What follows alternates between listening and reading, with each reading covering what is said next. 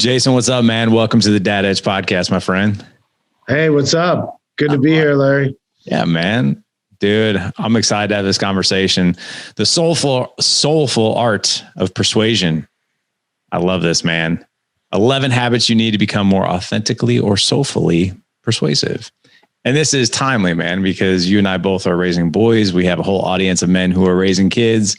And when it comes to persuasiveness, I got to be honest, man, like I have struggled big time with trying to get my kids to do things or at times, and then also connect with them in a way that's more authentic and soulfully, especially when you need them to step up or do things or challenge them, or, it could be anything. It could be even to have a conversation around how was your day, sometimes, because you get those like nice little one-word answers, right?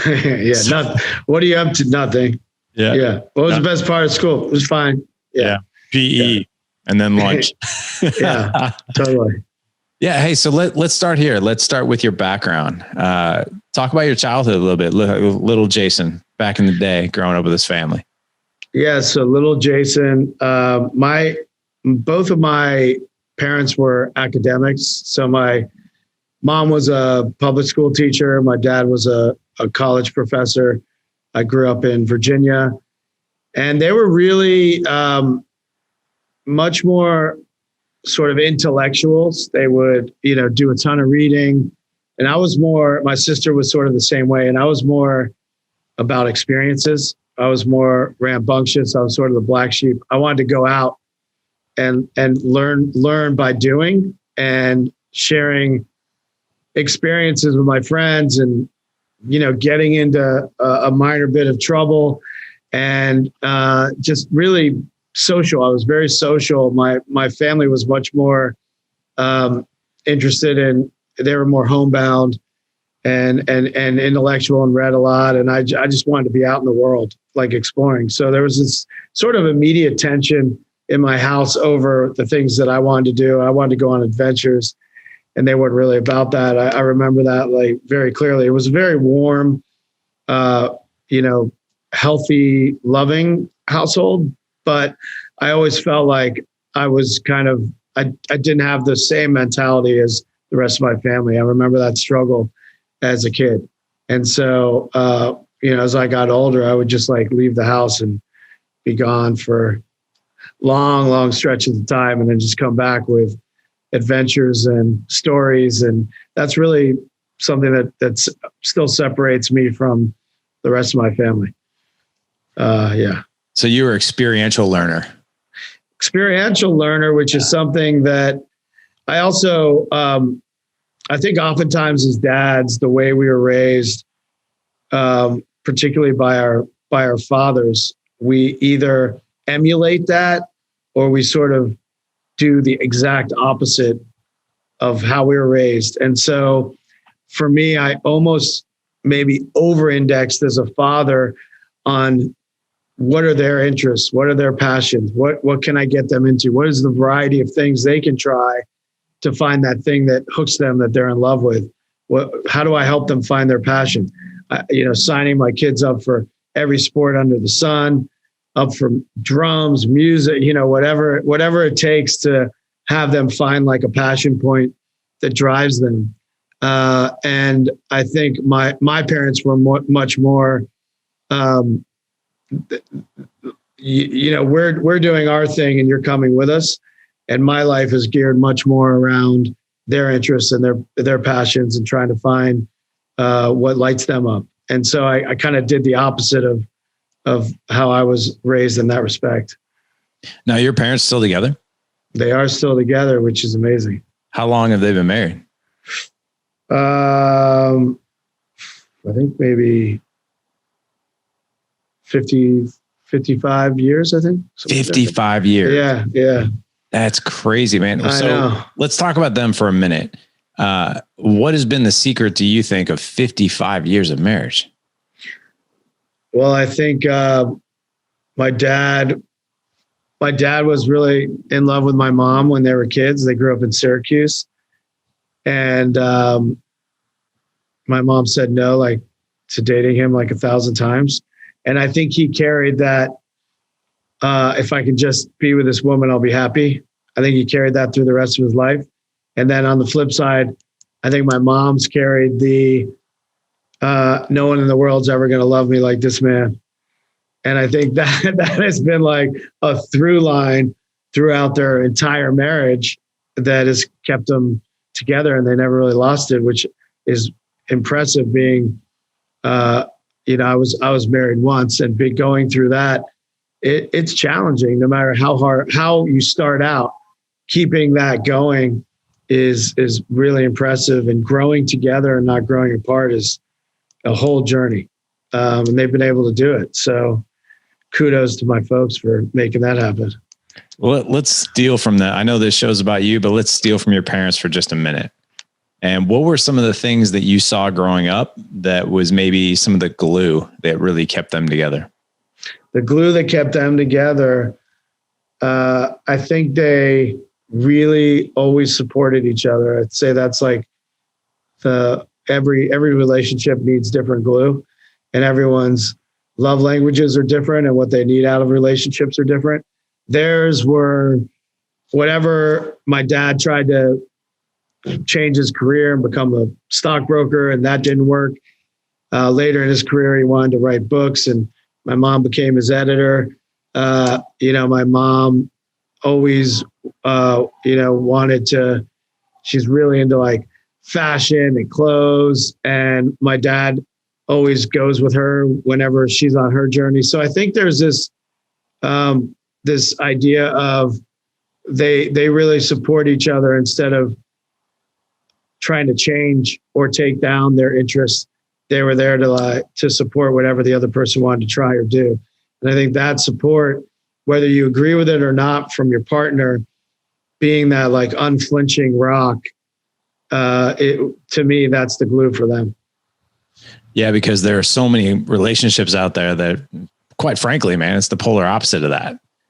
It's oh, you want to do this? No, you ain't doing that. Like that's not going to work for me over here. Right. So it's fascinating. I know what that's like. And I think that, that support, that's something that I did. It's behavior I did try to maybe subconsciously model as a good ingredient for a great relationship.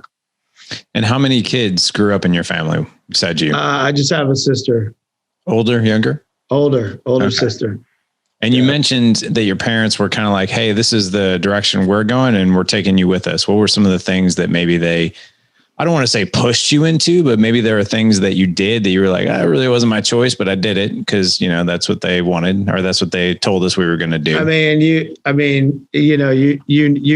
I mean, the great thing about my household that I have taken from it also is my parents have a really strong moral compass about doing the right thing. And I mean, little tiny things like,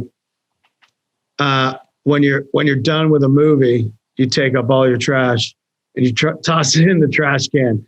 That's like a microcosm of how they view, like, take care of your own stuff. Don't, always be, give that person the change back if they gave you too much change. But they were never looking for shortcuts. They were always trying to do the right thing. And I took that moral compass with me, which I think is really, really good. But in terms of things they wanted to do, as a kid, I can't tell you how many botanical gardens I went to, or like every weekend in a museum, which is, I would love to do that now. But when you're 10, that's not your idea of a like groundbreaking weekend.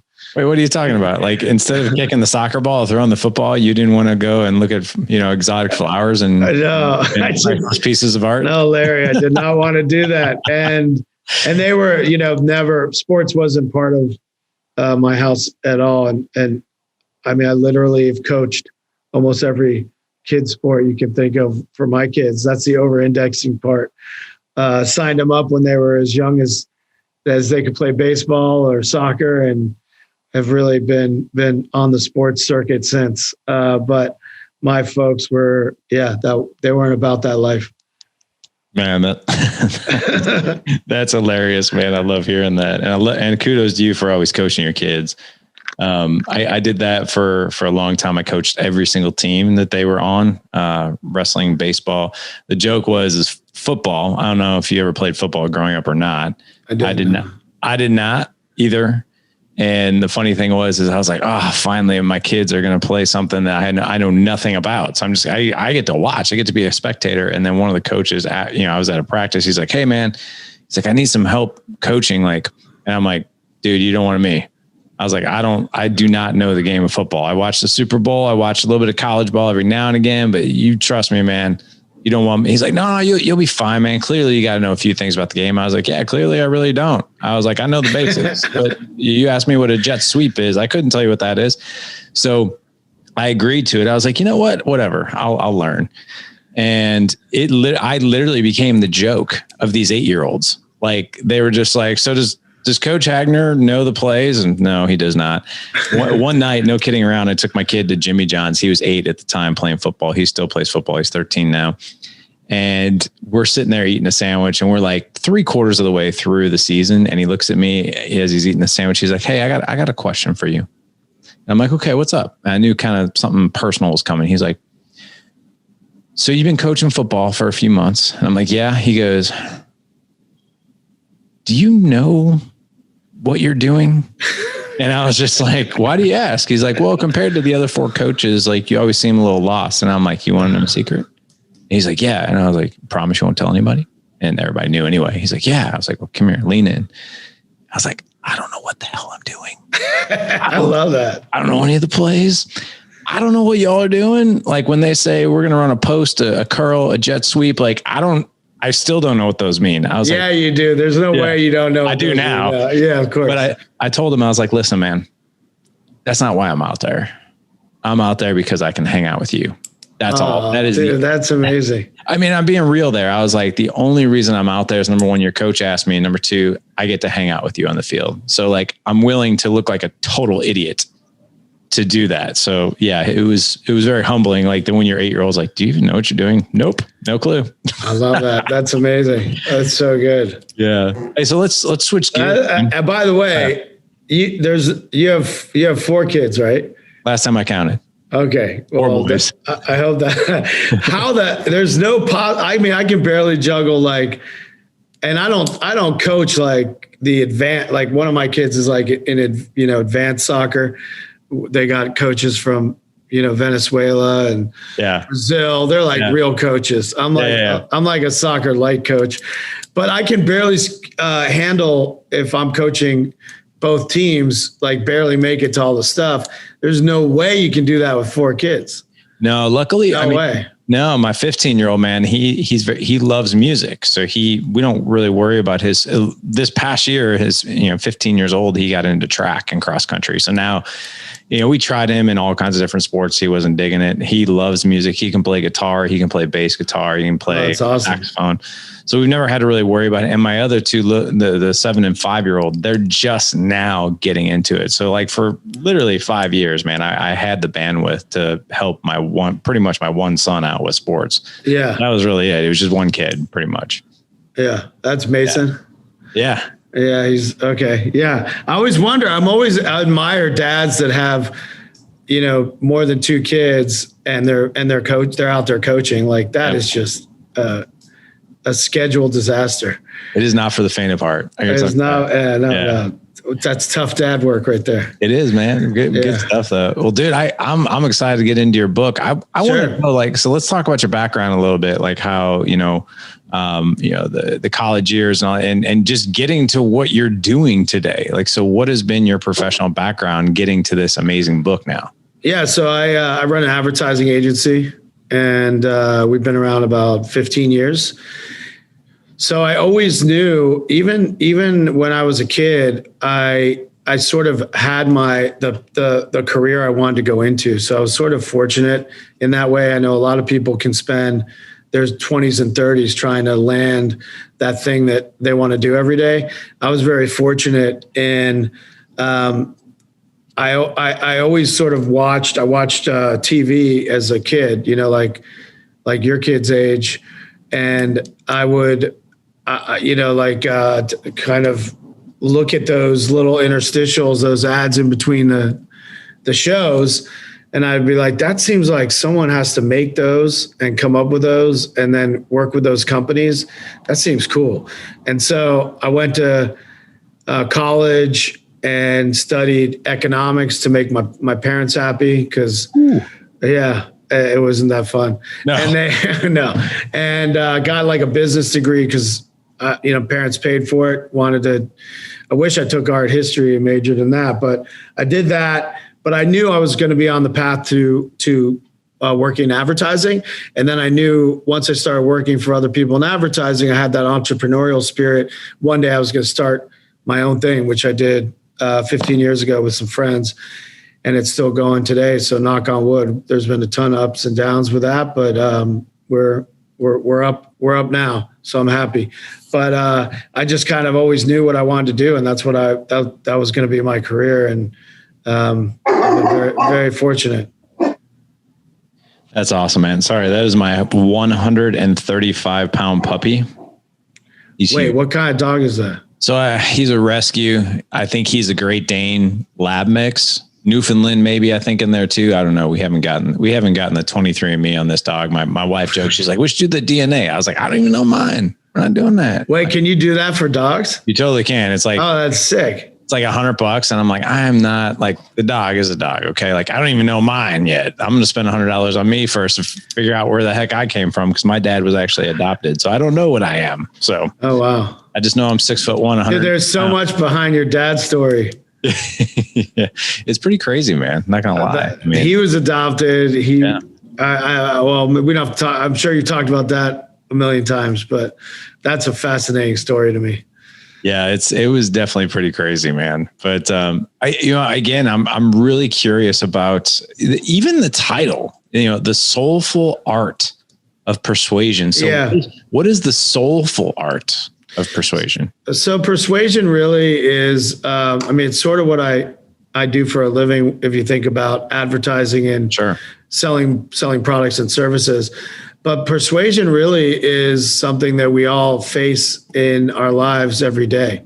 We're persuading a boss to give us a promotion. We're persuading, your kids to make it saxophone practice on time. You're persuading your significant other to go on that trip that you plan, and it's a place you might not want to go to. So in life, we're persuading, and I tried to use a word that's sort of charged because it's when you hear that word, it has a sort of negative connotation, and I added this idea of soulful behind it because persuasion is something we deal with whether we like it or not on a daily basis. But persuasion is really not about facts and argument. It's about your personal character, and what persuades people is really the person doing the persuading, not necessarily facts and argument. And the soulful part is adding an element to yourself that's sort of makes you more of an inspirational and more persuasive person. And that's really how I got to that. A lot of it is a lot of work stories in there, personal life stories. So a lot of research went into that book. And I know that there's 11 habits, and I'd really like to talk about maybe your top 2 or 3 that are most meaningful to you, and maybe even most meaningful to fathers or parents out there, or just men in general.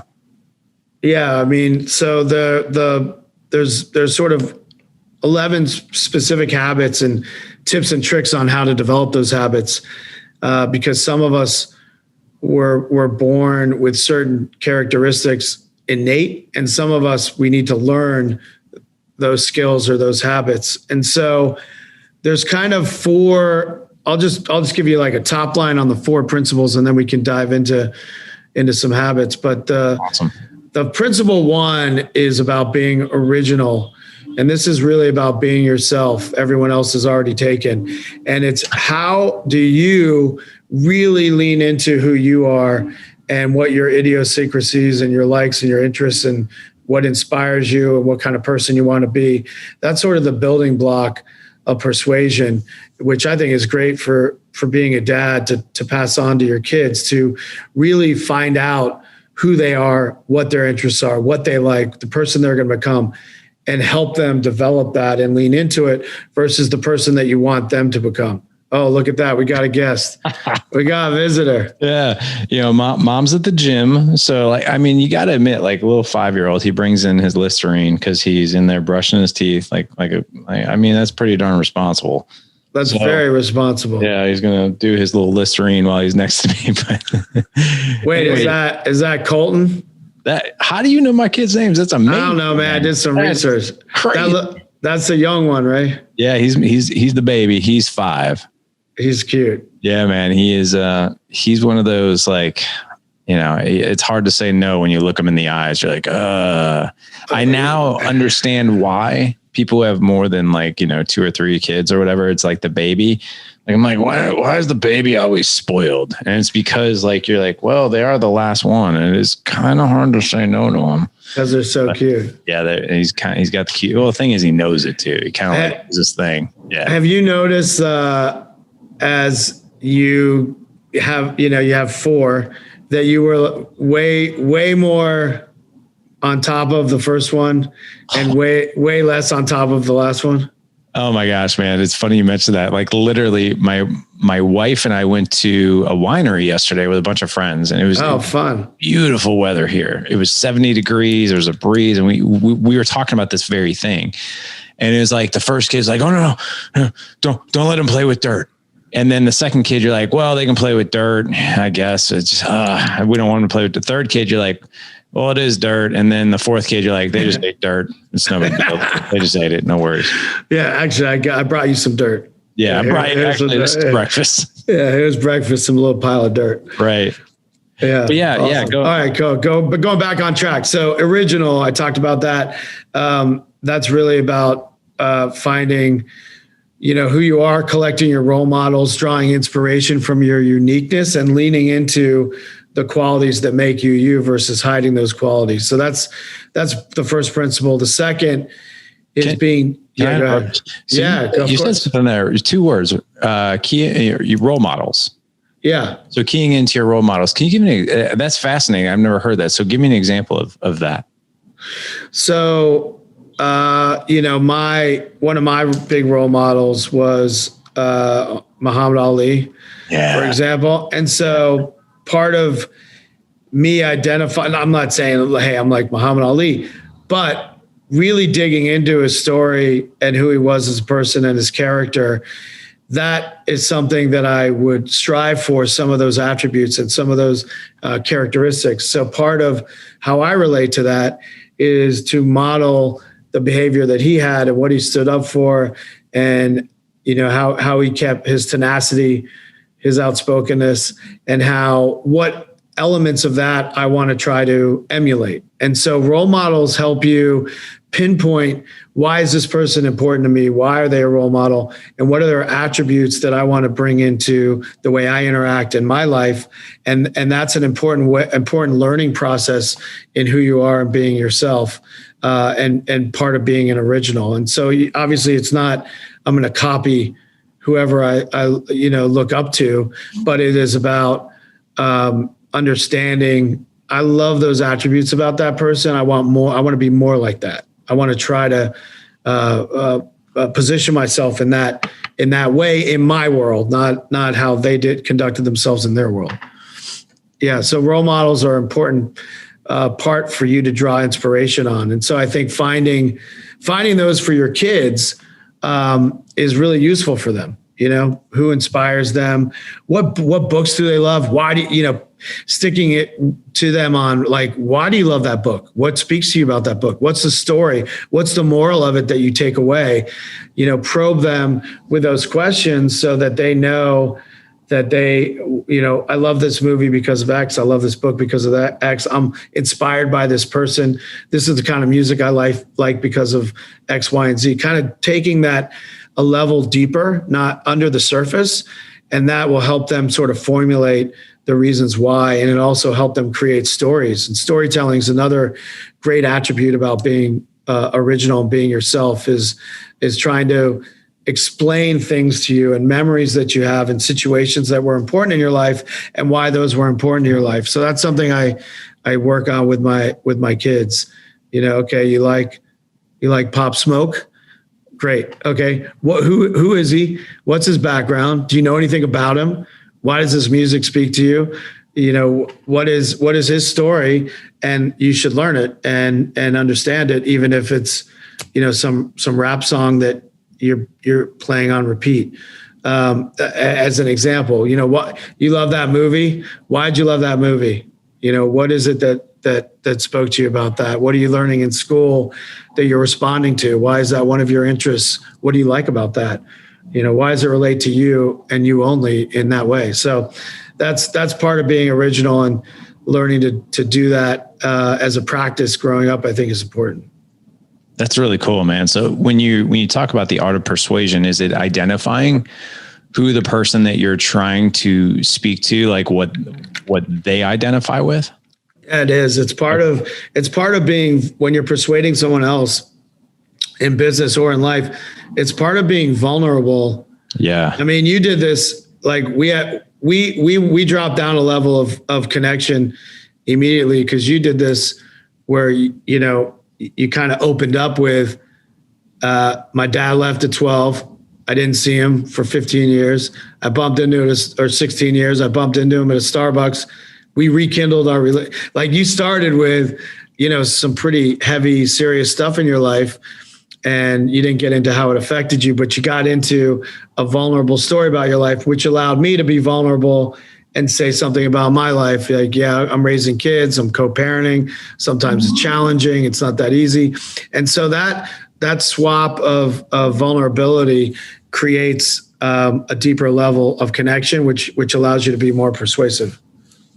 Yeah, I love that, because most of us don't really understand the power of authenticity and vulnerability, and the fact that that's where just human beings relate, right? We relate through story, through some of the things we've been through. And then I think, is it safe to say that we identify the relation points?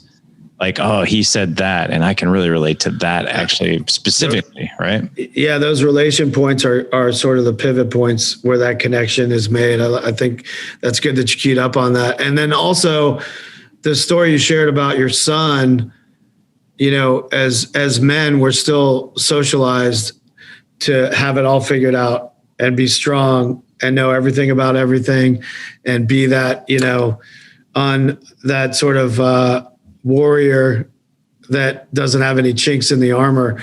And, it's telling your kid, you're your kid's idol right now. And you're like, yeah, I don't know what I'm doing. And that's fine. Like, I'm still doing it. That's an important part of that authenticity, that I think it goes far. Or as a leader, leading a company, I practiced for a long time. If there were any issues, I would just not be transparent and act like the company was crushing it when we weren't. Now we're sharing our each quarter what our revenue looks like with the company, how well we're doing with every single employee. And so that swap, I had to learn, but that vulnerability and that openness creates stronger leaders, better relationship with your kids, better networking. It's really an important part of being persuasive. So just picking up on some of the things you're saying here as it relates to being a father. So our kids really just viewing us as not only their parents, right, but also just human beings, right? And imperfect human beings, to where like, man, like, he's my dad. I respect him, and he's still an authority figure. But at the same time, I also see the humanity in him, which allows me to like him even more and want to follow him even more, because he is human. Like, I grew up I don't know how you grew up as far as your parents go. I grew up in a house where I'm right because I am the parent, and you're wrong because you are the kid, period. And that's it. That's kind of antiquated, right? Yeah. Yeah. I mean, I grew up in a house where if there was a serious conversation about any issue or emotion had to be shown, my dad would walk out of the room. What I mean? He was the like, not that he's not an emotional person, but he wasn't he grew up in a different age. Yeah. And he wasn't programmed for men. I would always talk to my mom about things because she was softer and warmer and more understanding and could handle it. And my dad just had sort of blinders on. And, I really tried to, be both, be emotional and strong, and be, vulnerable and open. And when I have to be stern, that's like sort of the dual way as fathers we try to go through our lives. And I think it's really amazing how impactful our fathers are on us as boys, and modeling behavior from them and seeing how they are, and then seeing how we want to be. And it's just really fascinating. I mean, I'm not a psychologist, so I'll stop there. Wait, I thought you were. No, I was. You didn't read my credentials. So anyway, I'll move on to something else. Yeah, that'd be great. So another. So the principles really that the habits make up are original, generous, empathetic, and then soulful. And soulful is about, as I talked about, sort of like doing something bigger than yourself and giving back. And so that's something that I really believe in. And then generous is about practicing giving things away at every interaction, which could be when you cross paths with someone, trying to make them feel a little bit better off than they were before they crossed paths with you. And that's, being generous with my kids. It's trying to show them to be generous with their friends, and, not be selfish, not hoard things, sharing things, being, the stuff doesn't matter. Give stuff away, have a sense of gratitude, and really show respect to other people. And that's something, I had to learn, like some of these principles that are in the book, they didn't come naturally to me. They were not natural. They were behaviors that had to become habits because I practiced them over and over. So when I started my company, as I said, I also was a leader that was much more of sort of stoic. And I also would kind of hoard my contacts. I would, keep information. I was not generous with advice or counsel or information or contacts. Now I'm connecting everyone I know to whoever they want to be connected with, because I realized the path to success in business and in life is having a generous mentality and trying to really be genuine and be grateful and be generous by giving things away whenever you can. And that's something that I really try to pass on to my kids. When you say it took me too long to learn. I think that's one of the hardest lessons to learn, because I think we get lost in like, well, what does that look like? And how does that work? But is it a theme of, I want to leave this person in this situation and this interaction better than when I first came in? Or when you say generosity, do you mean, I wouldn't want to say giving away things, but generous with maybe your attention or intention? What's the difference there? Yeah, it actually can be things also. Okay. It can be sending people, a book from a subject that they, I know you're into Abraham Lincoln because we had a conference. I don't know that, but let's say we talked about that. I found a biography. I'd remember it and send it to you, which you're like, wow, that's amazing that this person who I talked to a few times remembered this. But it is about, those are gifts, and that's sort of at the extreme end. But it can be about attention, time. Someone needs your time. They want to bounce something off you. Maybe they have an idea. It's about giving them time and not being selfish with your time, but giving that away freely. And when it comes to kids, you're creating a generous frame of mind or a generous point of view, because you're giving things to them. You're giving hours of your weekend to things that they want to do versus things that you want to do. Maybe you'd rather play golf for 7 hours on a Sunday, but instead of doing that, you play 2 hours. So you have 5 hours of time with focus on what your kids want to do. It's not trying to drag them they don't like golf, but you're going to drive them to the golf course with you. You know, that's another example as it relates to kids of being generous with your time and trying to make sure that really every interaction is the best that it can be. And obviously you don't always live up to that. And sometimes you'll take them places they don't want to go. Clearly, sometimes you'll lose your temper. You'll say things you regret. You're not practicing positivity in every moment of your life. But I think cultivating that with a sense of gratitude and trying to make your kids see the good things in life is important. And, you know, I make every Sunday, my kids and I do a gratitude journal. Some people do it daily. Some people do it never.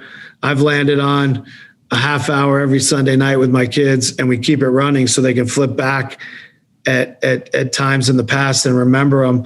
But it's always, all right, the week ended.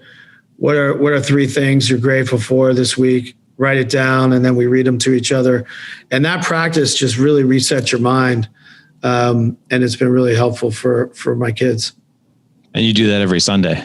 We do it every Sunday for a half hour. Cool. It's like, that's digestible, a half hour a week. Yeah. You know, you're not waking up every morning trying to rush them to school and saying, write in your gratitude journal. You know, that would be a recipe for failure.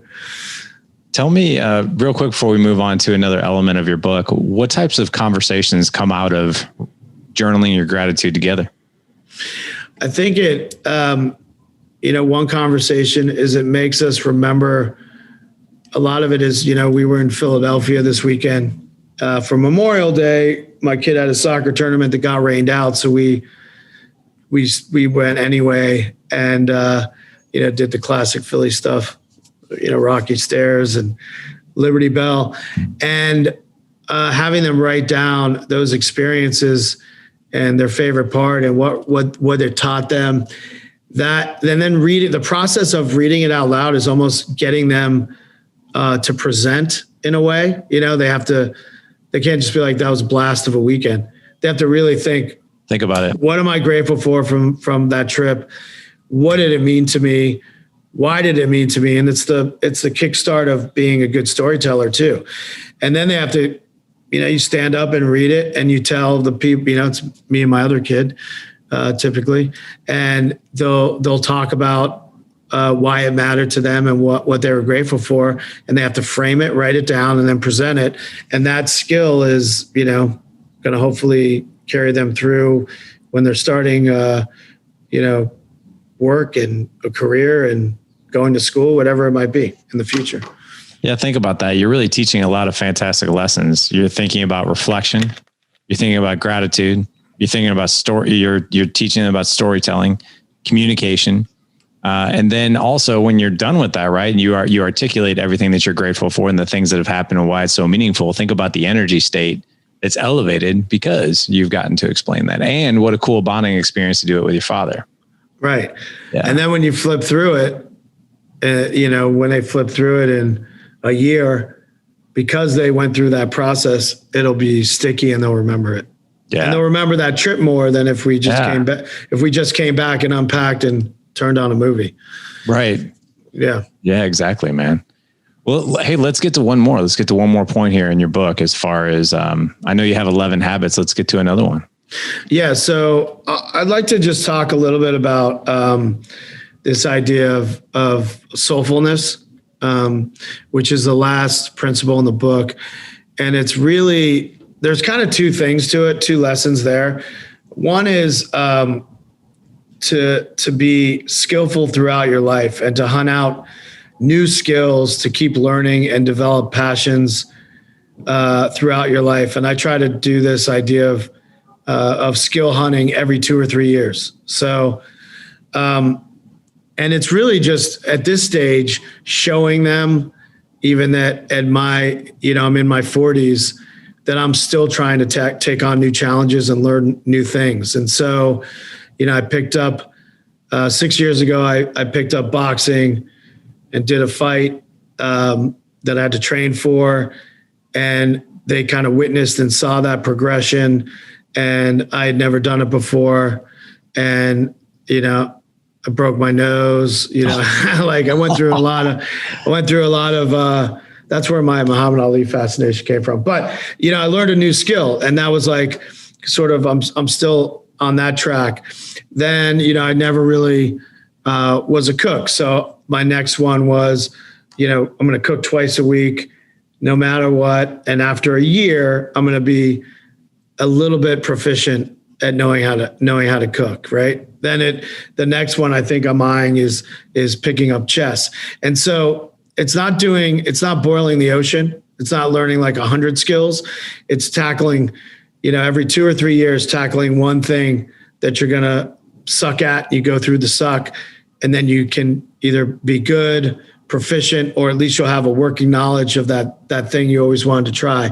And so that's really modeling behavior for them, that you can create a life where you're always learning and you're learning new things. And then the second part is this idea of trying to be inspirational and do more to give back to the world, to make the world a better place. And I know it sounds really kumbaya, but it is true that by donating your time and energy to doing something positive, whatever skills you have can really help make the world a better place.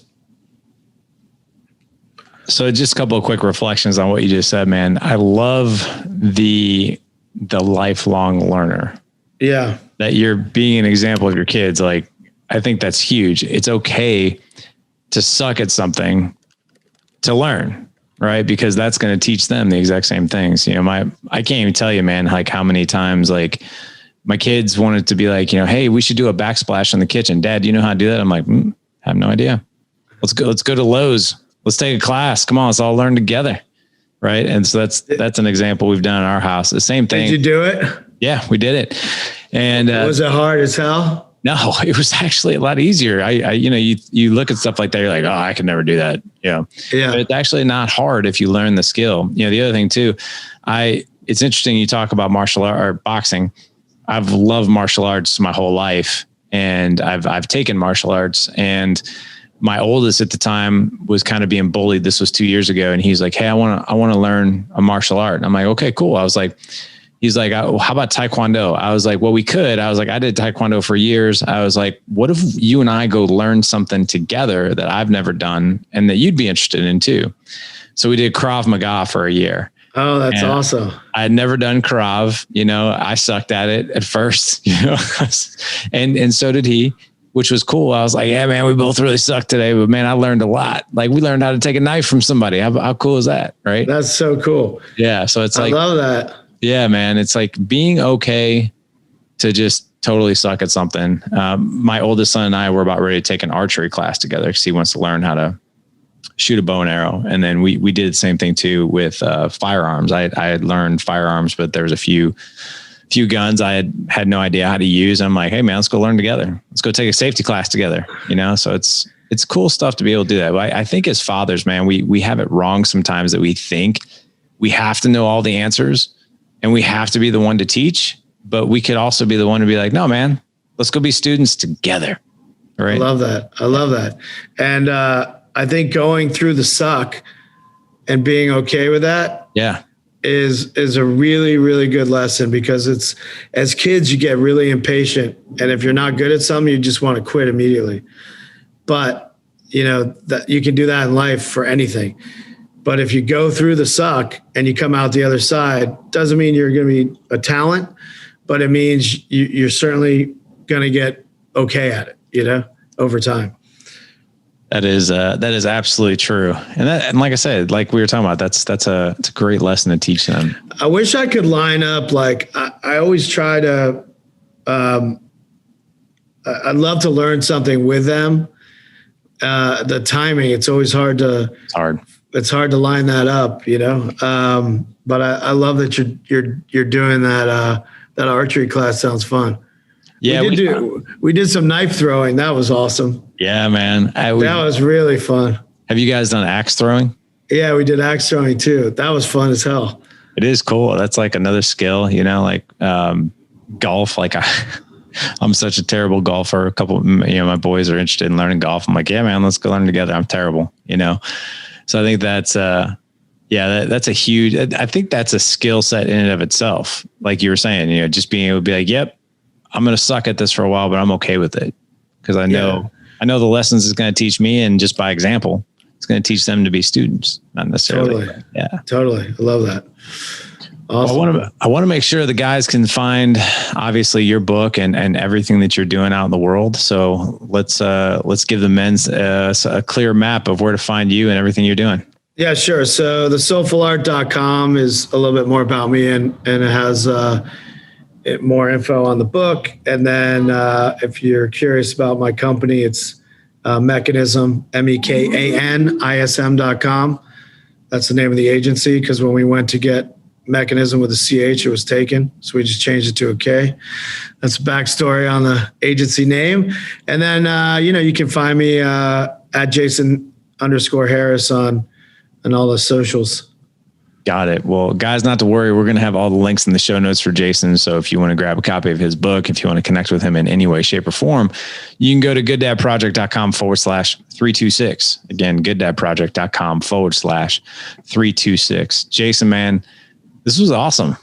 Yeah, this was so fun. Yeah, it was cool to get the depth in those 3 points that we talked about and why they're so important. Because when we talk about persuasion, I think in general, we're like, what are the words I can use to get this person to do this?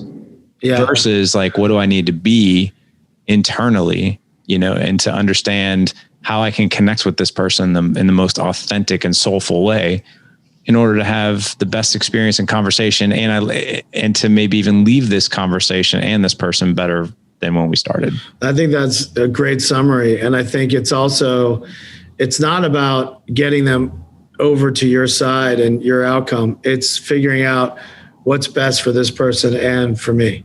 And I think that's important. Agreed, man.